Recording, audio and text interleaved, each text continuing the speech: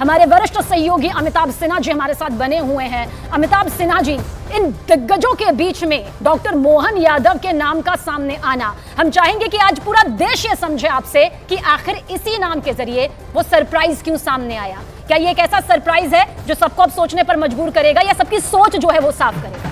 देखिए, बहुत सोच समझ कर फैसला लिया जाता है बीजेपी में, और प्रधानमंत्री खुद ही सरप्राइज एलिमेंट ऑफ सरप्राइज जो होता है प्रधानमंत्री के फैसलों में काफ़ी होता है। तो किसी भी राज्य में आपने देखा होगा, कोई भी विधायक हो, सांसद हो, जो चुनाव जीत कर आया हो, कोई भी गेस नहीं कर रहा था। जिसका नाम चलता है वो नाम हमेशा पीछे चला जाता है, हाशिए पे चला जाता है। तो मुझे लगता है एक सोच समझ कर लिया हुआ फैसला, और मैंने पहले भी कहा, एक जातिगत समीकरण बनाने की कोशिश की गई है, उन इलाकों को प्रतिनिधित्व देने की कोशिश की गई है जो पिछड़ गए थे। यहाँ बीजेपी ने इस बार पिछली उम्मीद से भी ज़्यादा बेहतर प्रदर्शन किया हो। रीवा इलाके से अगर राजेंद्र शुक्ला जीत कर आते हैं, अगर 2003 से लगातार एमएलए हैं, उस इलाके को प्रतिनिधित्व मिला है। रीवा से कहते हैं कि एक मंत्री तक नहीं था अभी तक किसी कैबिनेट में शिवराज सिंह की सरकार में पिछले 20 साल से। रीवा से पहली बार अगर बन रहा है तो डिप्टी सीएम ही बन रहा है। वहाँ से स्पीकर थे, लेकिन रीवा से कभी मंत्री नहीं बन पाया। ये ब्राह्मण डोमिनेटेड पूरा का पूरा इलाका है, यूपी की सीमा से लगा हुआ।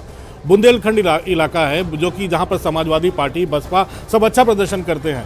अगर मंदसौर के इलाके से अगर देवड़ा साहब को डिप्टी सीएम बनाया जा रहा है तो शेड्यूल कास्ट कम्युनिटी से आते हैं। मोहन यादव खुद एक ओबीसी कास्ट से आते हैं, तो और लंबा अनुभव भी है, 2013 से लेकर अब तक का विधायकी का अनुभव भी है। तो मुझे लगता है प्रधानमंत्री जो आने वाले दिनों के लिए अपनी एक नई टीम तैयार कर रहे हैं। और मोहन यादव की सबसे बड़ी खास बात है, जो उनका मैं बायोडाटा देख रहा था, रेसलिंग फेडरेशन ऑफ इंडिया के वाइस प्रेसिडेंट भी रह चुके हैं, और मध्य प्रदेश की कुश्ती फेडरेशन के अध्यक्ष भी हैं। तो ये एक स्पोर्ट्समैन भी हैं। एक अगर उनके ट्विटर फॉलोअर भी देखे जाएँ तो उनकी संख्या भी लाखों में है। तो मुझे लगता है कि मोहन यादव जी पर अगर उन्होंने दांव लगाया है तो सोच समझकर लगाया होगा जीतने के बाद, इसीलिए 3-4 दिनों की देरी भरी हुई हो, लेकिन इसका असर जो पड़ोसी राज्य हैं उन पर ज़रूर होगा। और जो बॉर्डरिंग डिस्ट्रिक्ट्स हैं जो मध्य प्रदेश और उत्तर प्रदेश की सीमा से लगते हैं, उस पर इसका जरूर फायदा होगा। उन राज्यों को अब कैबिनेट जो बनेगी उसमें उन तमाम जिलों को प्रतिनिधित्व मिलेगा, खासकर मालवा इलाके से, मालवा निमाड़, जहाँ बीजेपी ने अद्भुत। और मैं इस अवसर पर उनको बहुत बहुत बधाई और शुभकामना प्रेषित करना चाहती हूँ। एक बदलाव की बात की जा रही थी, बदलाव हुआ, एक नया नेतृत्व दिया गया। बहुत खुशी की बात है। उन संघर्ष भी बहुत है। 1984 से सतत काम किया है भारतीय जनता पार्टी का, और हम विद्यार्थी परिषद से राहुल भाई, यार वो एक ईयरफोन। तो नाम क्या बताइए? जैसे आप नाम बताइए आपका नाम बताइए। पूनम चंद जी यादव। जी पूनम, आप बताइए कैसा लग रहा है आपको? बाबू जी, आपको आप पूछ रहे हैं, मुख्यमंत्री बन गए हैं। दादा बधाई हो आपको, बधाई। क्या बाबू जी? दादा वो क्या बोल रहे हैं? दादा, आपको कितनी खुशी लग रही है? अभी 120 साल। अरे मुख्यमंत्री बन गए तो आपको कैसा लग रहा है, नहीं पूछ रहे? हमारे यादव साहब जो है आपके पोते हैं, आपके बेटे हैं, वो मुख्यमंत्री बने, वो कैसा लग रहा है आपको इसके बारे में? बहुत अच्छा लग रहा है, ऐसा बोलो। कैसा लग रहा है आपको मुख्यमंत्री बने, मध्य प्रदेश की सीएम बने हुए हैं?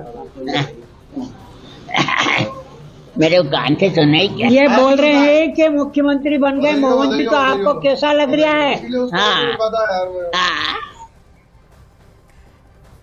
तो देखिए, इन तस्वीरों के जरिए आप समझिए कि परिवार में कितनी ज़्यादा खुशी हो रही है, क्योंकि परिवार का सदस्य अब मध्य प्रदेश के किसी एक इलाके की जिम्मेदारी नहीं, बल्कि अब पूरे मध्य प्रदेश की कमान अपने हाथ में ले रहे हैं। यानी कि वो प्रदेश जिसे बीमारू राज्य से बाहर निकालकर विकास की राह में मुख्यमंत्री शिवराज सिंह चौहान ने पहुंचाया था अपने पूरे 17 साल के कार्यकाल के दौरान, अब वो राज्य आगे 2 कदम 4 कदम बढ़ेगा डॉक्टर मोहन यादव के जरिए, क्योंकि अब मुख्यमंत्री उन्हें बना दिया गया है।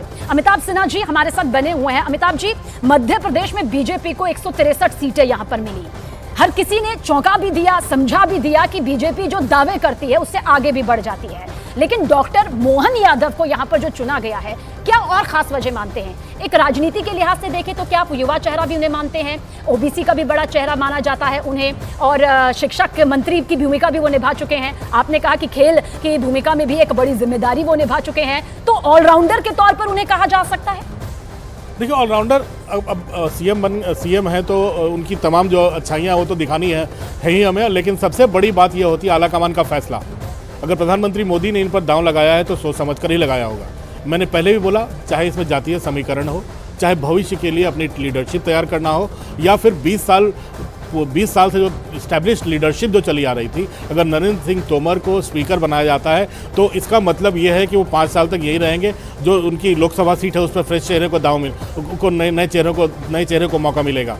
जो भी सांसद यहाँ से जीत कर गए थे, चाहे फग्गन सिंह कुलस्ते हो, चाहे राकेश कुमार सिंह हो, राकेश सिंह जी भले ही अपने विधानसभा चुनाव जीत गए हो, लेकिन जिन सांसदों को भेजा गया था सबको ये उम्मीद थी कि अगर जीतते हैं तो उनके इलाके से मुख्यमंत्री बनेगा। लेकिन जबलपुर चाहे हो काम एक जो महाकौशल का एक बहुत बड़ा इलाका है, जबलपुर से जीतने के बाद उनको हो सकता है कि जब महाकौशल इलाके से एक जगह मिले एक मंत्रालय में, लेकिन ऐसी चीज़ों को प्रेडिक्ट करना कम से कम प्रधानमंत्री मोदी के कार्यकाल में बहुत ही दुष्कर कार्य है। एक एलिमेंट ऑफ सरप्राइज होता है उनके इन फैसलों में, लेकिन इस एलिमेंट ऑफ सरप्राइज का फ़ायदा पार्टी को होता है, क्योंकि इसका फ़ायदा ज़रूर मोहन यादव बन रहे हैं। तो पूरे के पूरे, चाहे वो बिहार हो, चाहे मध्य प्रदेश हो, चाहे उत्तर प्रदेश हो, जहाँ तेजस्वी यादव राज कर रहे, जहाँ आरजेडी की काफ़ी तूती बोलती है, अगर समाजवादी पार्टी मुख्य विपक्षी दल है उत्तर प्रदेश में, तो अगर एक यादव को बीजेपी बना रही है तो इसका पूरा का पूरा संदेश पूरे नॉर्थ हिंदी बेल्ट में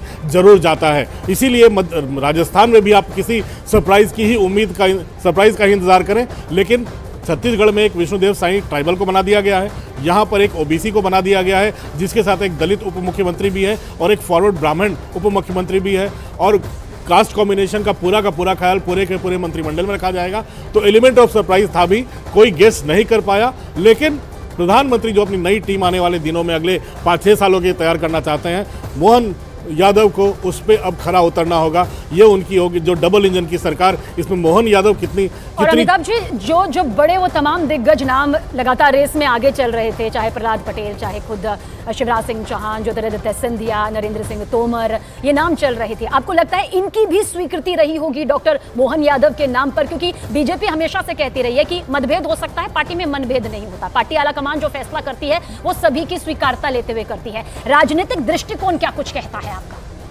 देखिए, अब फैसला हो चुका है, आलाकमान का फैसला है, प्रधानमंत्री का फैसला है, जिसको वहाँ जो तीनों जो पर्यवेक्षक गए थे उन्होंने इम्प्लीमेंट कर दिया है। अब पूरी पार्टी को साथ होकर चलना है।